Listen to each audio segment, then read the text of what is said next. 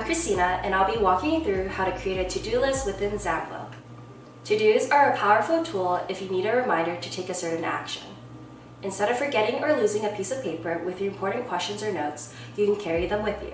Additionally, caregivers or anyone who you grant access to your account can also add tasks or comments to your to-dos. For example, a caregiver can go in and add a to-do for the person they are caring for to remind them to take a medication at a certain time. To begin, open the Zamplo app.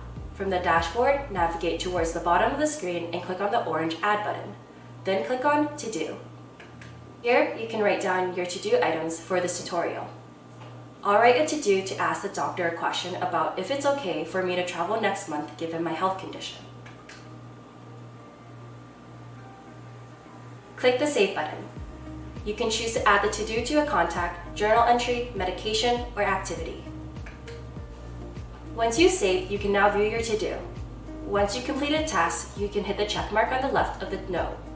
To add on notes, such as doctor's response to a question, click on the Add Comment button. To access previous to-dos, click on All. And that's it. Now you know how to add your to-dos within Zamplo.